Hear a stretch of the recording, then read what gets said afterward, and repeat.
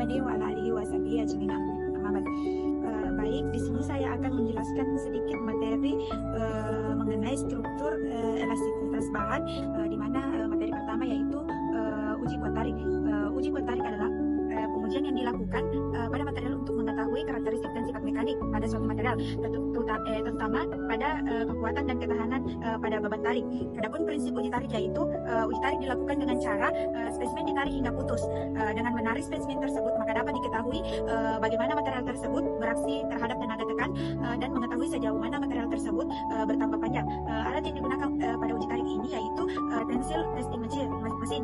Mesin uji kuat tarik akan mencatat besarnya beban tarik yang diberikan terhadap spesimen.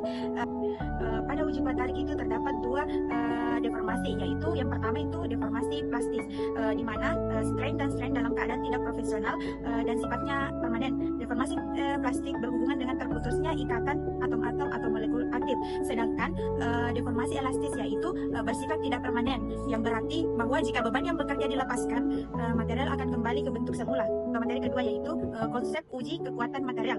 Konsep ini menggunakan uji kekuatan material adalah serangkaian metode untuk menentukan kemampuan suatu bahan dalam menahan gaya atau beban tanpa mengalami kegagalan.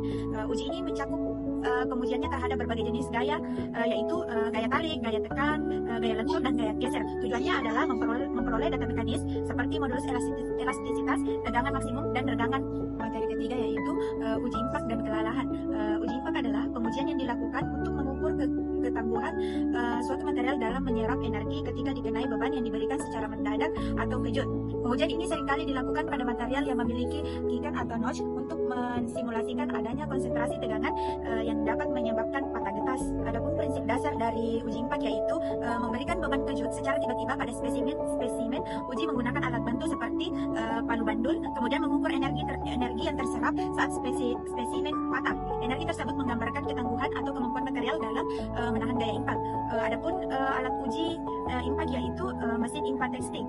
Mesin ini adalah alat yang digunakan untuk mengukur kemampuan suatu material dalam menyerap energi benturan atau energi impak sebelum material tersebut mengalami kerusakan seperti patah atau deformasi plastik. Material yang diuji pada mesin uji impak ini logam seperti baja, aluminium, tembaga, paduan nikel, dan besi cor. Kalau untuk di polimer atau plastik yaitu termoplastik dan termoset. Sedangkan di bagian komposit yaitu komposit berpenguat serat alami atau sintetis.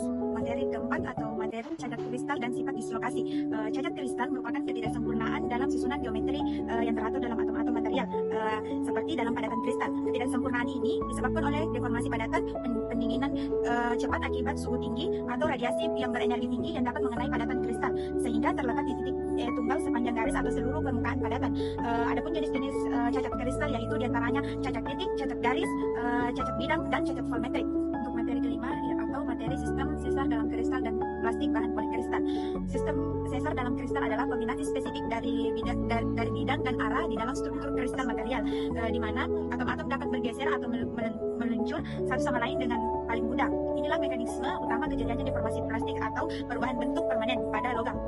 Adapun jenis-jenis sistem sesar yaitu VCC, di mana itu phase contract kubik, yang kedua itu BCC, body contract kubik, dan yang ketiga itu HCP atau hexagonal cross bracket.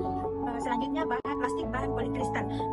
Istilah plastik bahan polikristal disebut juga dengan polimer semi kristal yang memiliki dua fasa yang berbeda, yaitu yang pertama fasa kristalin, di mana daerah rantai-rantai polimer tersusun rapi dan teratur membentuk struktur kristal. Daerah ini padat, kaku, dan memiliki titik lelah yang jelas. Selanjutnya itu fasa amor, di mana daerah-daerah rantai polimer tersusun secara acak dan tidak teratur. Daerah ini memiliki sifat yang lunak dan fleksibel. Istilah plastik bahan polikristal disebut juga dengan polimer semi kristal yang memiliki dua fasa. Yang pertama itu fasa kristalin, di mana daerah-daerah ini memiliki rantai-rantai polimer yang tersusun rapi dan teratur sehingga membentuk struktur kristal. Daerah ini sifat padat, kaku, dan memiliki titik lelah yang jelas. Sedangkan fasa amor, di mana rantai-rantai polimer tersusun secara acak dan tidak teratur. Daerah ini sifatnya rapuh dan lunak. Materi keenam atau yang terakhir, mekanisme penguatan adalah berbagai cara atau metode untuk meningkatkan kekuatan mekanik suatu material, terutama untuk menahan deformasi plastik. Antaranya proses mekanisme penguatan ini ada beberapa, yaitu penyusunan ukuran butir, larutan padat, dan regangan, di mana larutan padat terbentuk ketika atom solut bercampur dengan atom solvent dalam kisi kristal material. atom solut menyebabkan distorsi material. Sedangkan regangan terjadi ketika material mengalami deformasi plastis. Selama proses ini dua fase yang di mana jumlah dislokasi meningkat dan yang satunya itu interaksi antara dislokasi menciptakan hambatan terhadap gerakan dislokasi lainnya sehingga material menjadi lebih kuat.